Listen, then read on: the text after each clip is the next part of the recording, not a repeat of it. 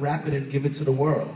And that's what I was doing, just, you know, giving my gift to the world. And I remember being so caught up in it. This is how the collar ended up getting wrapped around my neck. So caught up in it that I was just, my job in my mind was to make sure no other rappers beat me. And that's where Run's house came from. I was kind of crazy, like, this is my house. So the show you're looking at, Run's house, it wasn't really about that back then. It was about me saying that this is my house. So as I was creating this career, I was kind of seeking all the things, you know, and my top actually became my bottom. I remember being in Los Angeles, California, and if I could be real with y'all, I told my manager, you know what? Get the presidential suite for me before LL gets it, before the Fat Boy. Like my job was, I was pretty crazy. So it was like, get that suite, and remember those girls that was there at the last concert, make sure they in the room. And remember that green Cali weed, make sure that's there too. And just, I've got to keep it real with you, take you through. And that car that was across the street, they rented that Rolls Royce, rent that for me. And they was like, well, you know, they got Rolling Stone magazine come and say, send them to the room too. You know, so I get in the room and I get in the tub and I order French toast and the weed is there, so I'm smoking the weed, the ashes is falling in the tub, the syrup from the weed, you know, the syrup from the French toast, and the girls at the door, Rolling Stones at the door, and at that moment I began to cry because I was empty. I realized that everything that I was seeking to fill me was actually emptying me out. And what I found out was you can have things, but don't let things have you. And that was the lesson that I learned. And at that moment, all that I thought was good for me actually was just emptying me out to know that I had something missing. And that was my relationship with Christ. So as time went along, I began to subconsciously kind of push some of these things away. And I started going to church. And when I got to church, there was a great pastor that I went to in New York City. And I remember going to that church.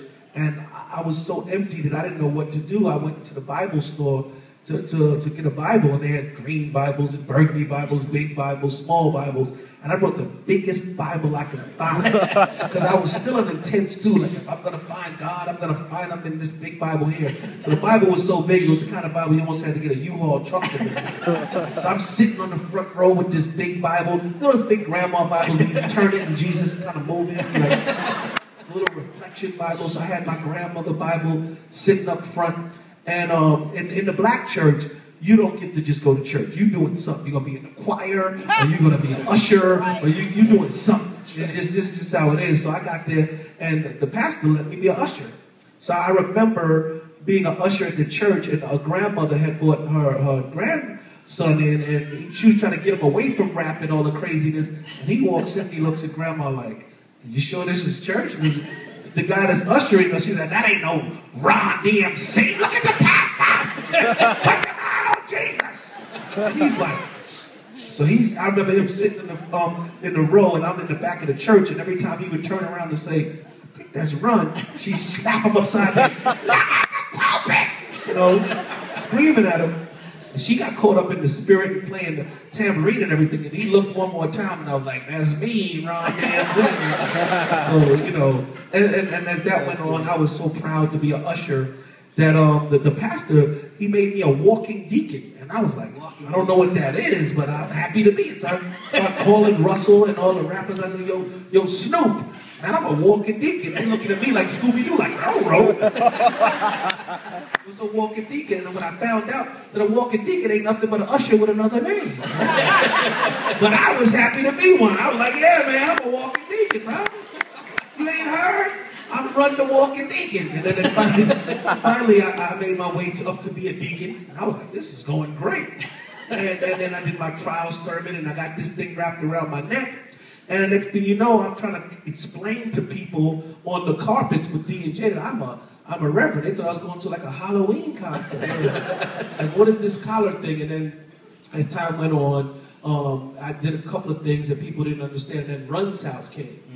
And when Run's house showed up, that's when God took what was being ridiculed for a little while and displayed it. So the moral to the story is sometimes God will lead you some places you don't know what it is, but in the end, if you hold on and faint not, the Bible says, you will reap a harvest. So the harvest was reaped, that he took me back to where I started on MTV in front of everybody, and it was one of the biggest shows. How did that happen? It happened through, you know, a rapper to a reverend, and now this. It happened because I was running around with the collar, and I remember Puff Daddy's mentor, name is Andre Harrell, and he saw me out with my brother one time, and you know how Puffy is really like, you know, like, yeah, take that, yeah.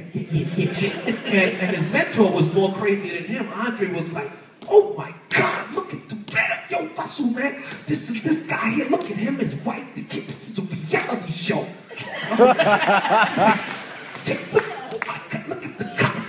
We should. And I'm looking at Russell like this. I was like, yeah, we should. And he pitched it to him. We were out in St. Bart's. I said, this is a reality show. And Russell was like, all right. And then Andre dropped the ball, and Russell pitched the show. And we had a little thing that was getting ready to come out on ABC Family Channel. And I don't know, for some reason, it got to Puffy's ear, and I don't think Andre told him. And Puffy called me and was like, yeah. He called me on the phone, yeah. I was like, who's this? Like, yo, run. I got this, I got this idea, man. You should do a reality show. I'm like, nah, I'm good, Puff, man, I'm good. I got a show getting ready to come on ABC Family Channel.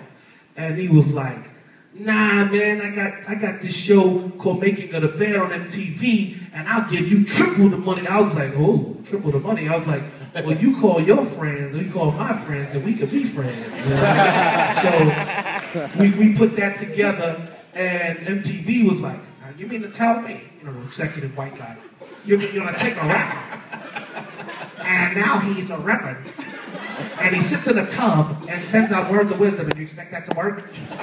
We'll do it for you, Russell and Puffy. And they put the show out, they put 6 episodes. Do I really sound like that? No, a little bit. All right.